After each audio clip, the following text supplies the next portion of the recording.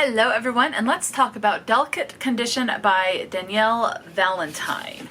This is a standalone novel. It is an adult horror / thriller, and it was published in 2023.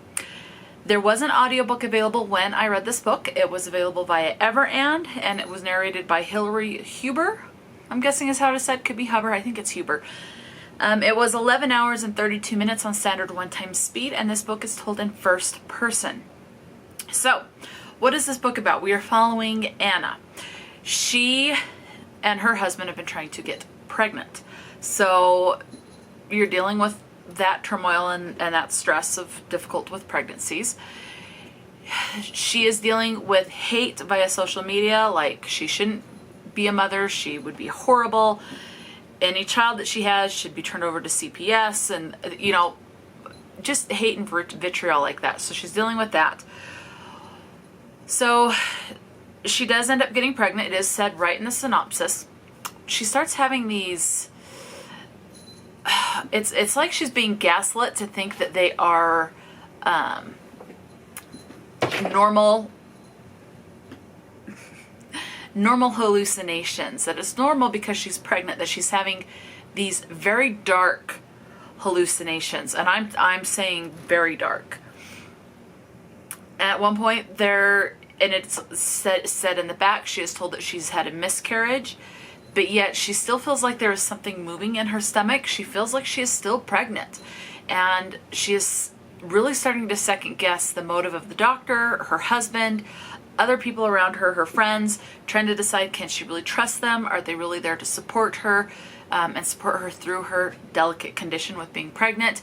Although the delicate condition from their point of view is that she's not quite right in the head, and just trying to get through things and trying to survive and to protect her, not only herself, but what she believes is still her baby.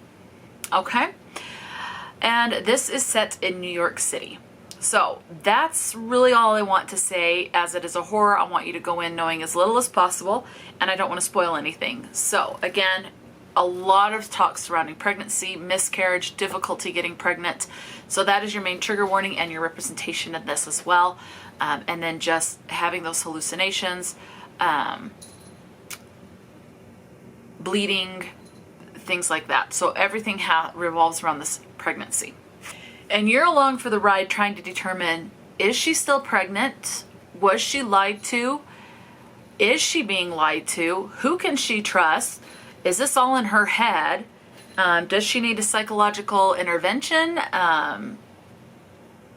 Or what? So it's what's true, what's not, what's being gaslit, if you're just kind of all over the place. And that is the crux of this book. Okay. Your content and your trigger warnings. You have online harassment, as I said. You have them talking about medical experiments on women, specifically medical experiments on Black women. And so it talks a lot about that racism. So you do have touches of that. And because back when the medical experiments on Black women, they were considered more indispensable, and that it was, if they basically, the vibe I got from it was like if they died, it was no big loss, which really sucks that was ever a thing. But that is touched upon in this. You have breaking and entering. You have a miscarriage. You have blood. You have death of a parent. You have a stalker. You have a dead animal. You have gaslighting. You have doctors not believing women and their symptoms. So a lot of that. You have an affair talked about. And then you also have a difficult delivery with a baby also talked about. So there's a lot regarding pregnancy and giving birth.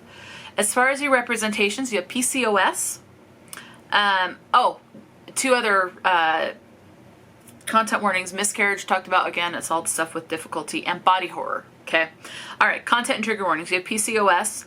You do have the representation of how it can be dealing with the trauma of getting pregnant. Another content trigger warning, I just have it on the wrong line, is death of a partner.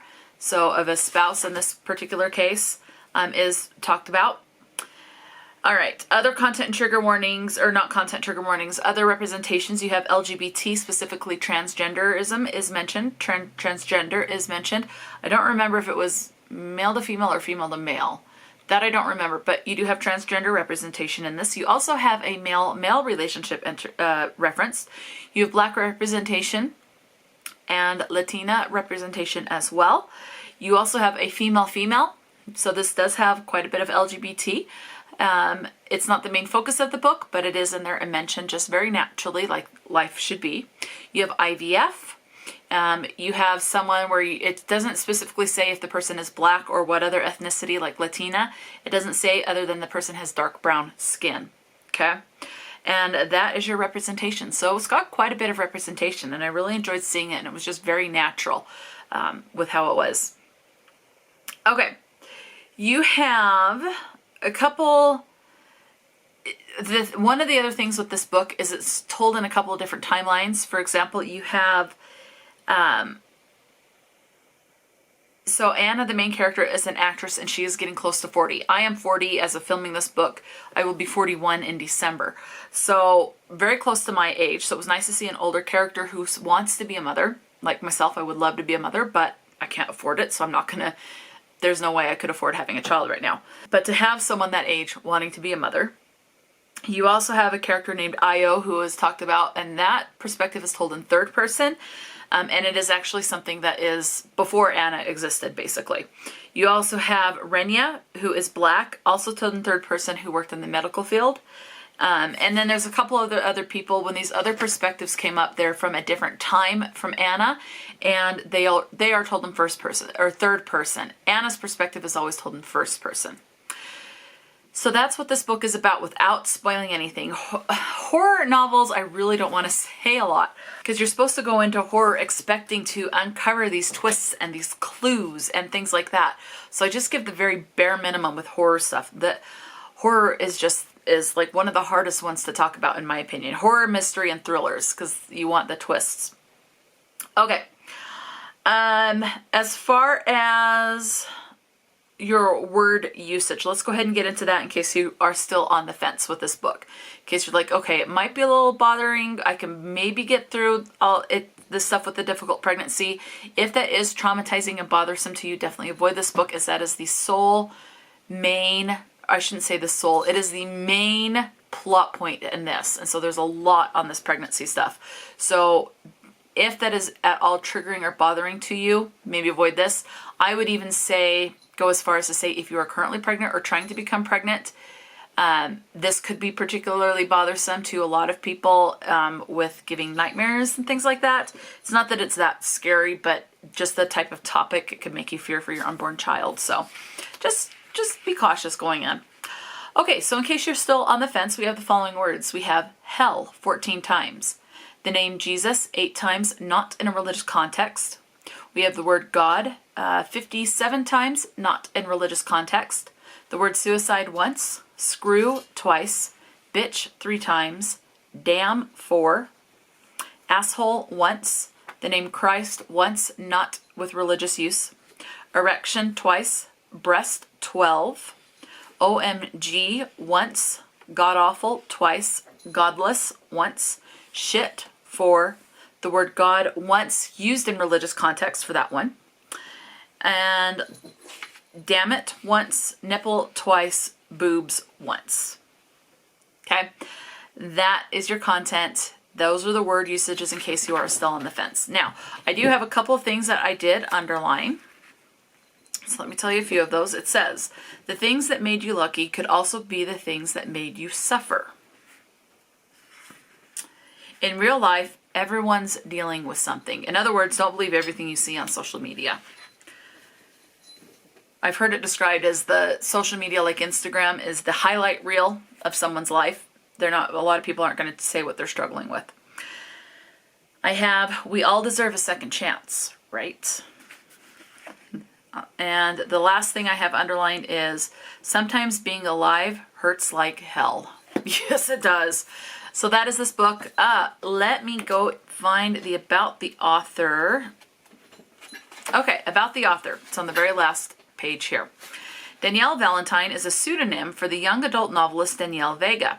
Her work, which includes the Merciless series and How to Survive Your Murder, I think I have that book, How to Survive Your Murder, has been optioned for film and television by Lionsgate and Warner Brothers and has been translated into dozens of languages worldwide.